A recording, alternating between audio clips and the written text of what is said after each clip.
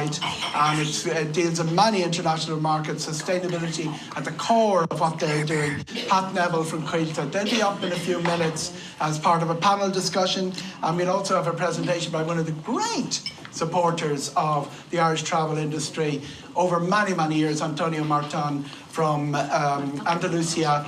He has brought the Irish Travel Agents Association conference to all but one of the regions of Andalusia. We'll be waiting for the revelation at some stage when he finally succeeds in his dream. Then he can retire, I think, when you've got the travel agents back to them all.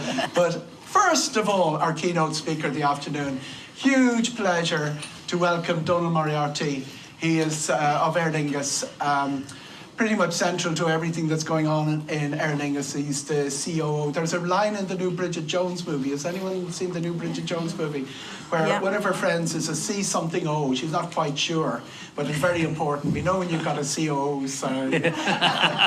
Donal is very famous in travel, very famous in aviation, but he has an even more famous uncle. And if you think of his name and translate it into Irish, it gives you a hint. Donal Moriarty. The Spanish people might remember Jose Angel de la Casa, legendary commentator. He died about 3 years ago. He was commentator through all of those amazing matches with Real Madrid and Barcelona, beloved across Spain. Donal's uncle was Mícheál Moriarty, and Donal has Sgwil Galifach, and he can do a very good Mícheál Moriarty, but we won't ask him to do that here today. He comes from Dangani Cúis, Cúnta Corry. Very, very great pleasure. Donal, we're honoured to have you address our sustainability conference here today on behalf of Aer Lingus.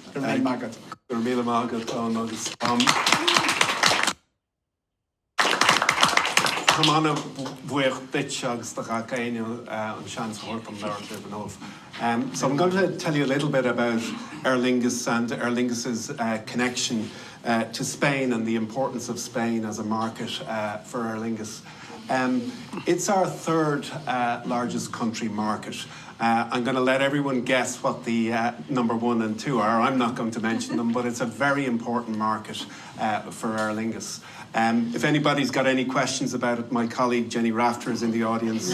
Any questions of detail, she will answer. But very important market for us. We've got 10,000 flights a year, 1.9 million seats.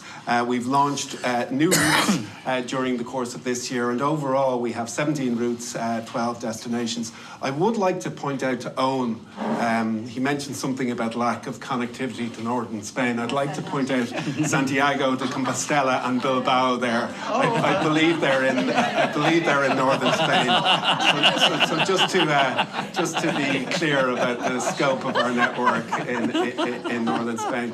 But Aer Lingus, you may know, is part of a group called IAG, and there are a number of companies in IAG. Importantly, Iberia and Vueling, two very important Spanish airlines. So they're sister companies of ours, and they provide huge connectivity between Ireland and Spain also. Iberia have 11 weekly services to Madrid, and Vueling similarly have 11 weekly services to Barcelona. Together with our own services, IAG as a group and Aer Lingus as an airline really has very strong connectivity to Spain, and I can only see that increasing over time. We're always looking out for new opportunities in terms of destinations in North America, but also in Europe, and particularly some destinations, so there's possibility of further expansion. So a very important market for Aer Lingus. I might touch upon, last week I was in Madrid. I'm in Madrid quite a lot because IAG is headquartered in Madrid, and we do a lot of our work there and a lot of our announcements. So we had our quarterly announcement, results announcements last Friday in Madrid, and our IAG announced good results and Aer Lingus good results within that. But one of the things that we focused on last week was product improvement. We're always on the lookout for what we can do to improve the customer experience and improve our product on an ongoing basis. And last week we announced a partnership with Starlink. Starlink, you're probably all familiar with the company. They provide groundbreaking high-speed Wi-Fi, and we in Aer Lingus and Iberia within IAG will have a high-speed Wi-Fi on board. And the way to think about it is it will be literally broadband on board the aircraft, so you will be able to stream your Netflix or stream whatever without interruption and without any difficulty. And those aircraft are going to begin to be embodied, as we say, in terms of adding that Wi-Fi connectivity starting next year, and that's across all of our fleet. It'll be available on our wide-body aircraft, our narrow-body aircraft, free of charge to our customers, and Iberia, for our Spanish colleagues in the room, are doing exactly likewise, and they will be doing that over a similar time frame. So that's a very positive development for us from a product perspective. We've also, in our drive to improve customer experience, we launched this week, I was just talking to Eoghan about it, Express Bag Drop technology in airports. We're also really focused on improving the digital customer experience. So that app experience is often the first experience that someone has of Aer Lingus. It's their first engagement. They use it to book, they use it to check in, they use it for updates and much more. We're increasingly expanding the content and the connectivity of that app to bring our customers to multiple other types of product and services. That improvement has led us to having a very high rating in the app stores, and that's a very positive development, and there will be more to come. I can see in the new year that we will begin to announce more product improvements, and that will be an ongoing process for Aer Lingus. I know the theme of today's conference is sustainability, so I want to talk a little bit about Aer Lingus's sustainability journey. You may all be familiar, in the European Union there is a sustainable aviation fuel mandate. So all airlines have to use a certain amount of sustainable aviation fuel on an annual basis. IAG as a group, and Aer Lingus within that, we have ambition that goes above and beyond what is mandated for us to use. So by 2030, we have an ambition to power 10% of all our flights using sustainable aviation fuel, and that's significantly in excess of the mandate. Now, a lot has to happen from a policy and support perspective in terms of incentives for production of sustainable aviation fuel, but that's really our ambition. So when we look at the pillars of what is going to deliver net zero carbon emissions by 2050, we see sustainable aviation fuel as absolutely critical in that journey, and we're very committed to it. The other aspect of sustainable aviation fuel that is challenging is where we get it. Production isn't what it should be, its availability isn't what it should be, but there is a good news Spanish story in that regard. Last year we uplifted, I think it's 3,600 tonnes of sustainable aviation fuel from Spain, partnering with two Spanish companies, Repsol and Cepsa, and through our group IAG we have a partnership, and indeed other airlines within the group have a partnership with those fuel providers to provide us with SAF. So it's a nice Spanish link in terms of our sustainability journey. The other really important aspect of delivering on our sustainability commitments is aircraft. We have 35% of our fleet are now new technology engine aircraft. So we have, I think, and Niall Timlin, my colleague, if he's in the audience, can correct me if I get any of this wrong, but we have eight A321 long-range aircraft. We have 6 A321XLR aircraft. We have 8 A320neo aircraft.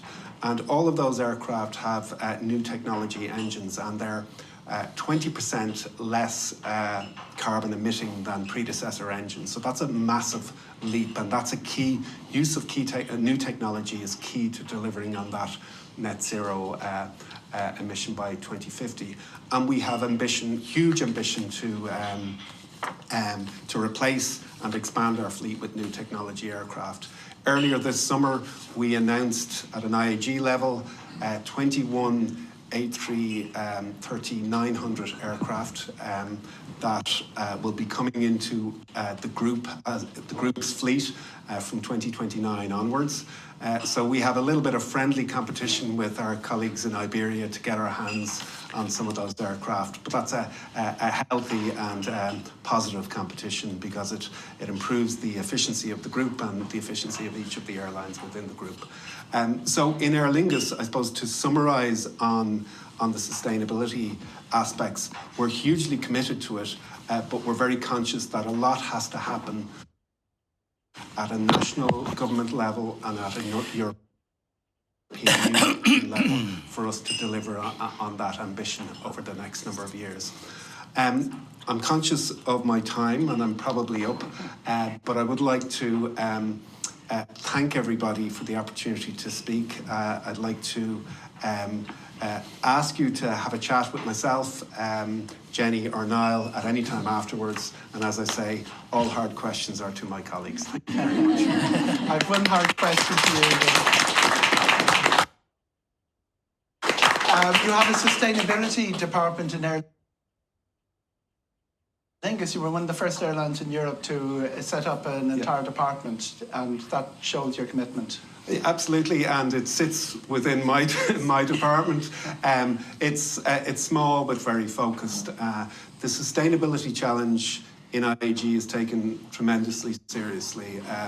It's the furthest thing from a tick box exercise that I can think of. The commitment is huge, and the challenge of sustainability is huge because the compliance requirements around it, everything has to be done correctly and verified as done correctly.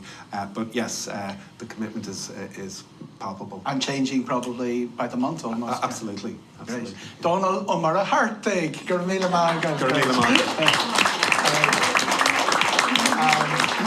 Niall would probably be better for update if he's here, but the latest A321XLR has been spotted in the Shamrock in the green colours in Hamburg, and it's named St. Brendan. The last St. Brendan retired in 2022. So Aer Lingus names its aircraft after saints. And where was he from, Owen? And I was going to make this point, which Donal has just heckled me with, but St. Brendan is famous for one of the most famous medieval tales about any Irish person was Navigato Santa Brennan, and it was the voyage of St. Brendan to North America.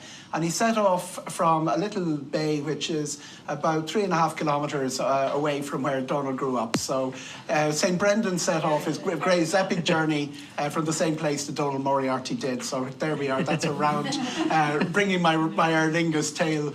We'll see the new A321XLR arriving St. Brendan in the next coming weeks. I think it'll be up and running before Christmas. I'm going to call up the next panel, and we're talking now about best practice in the industry. We've got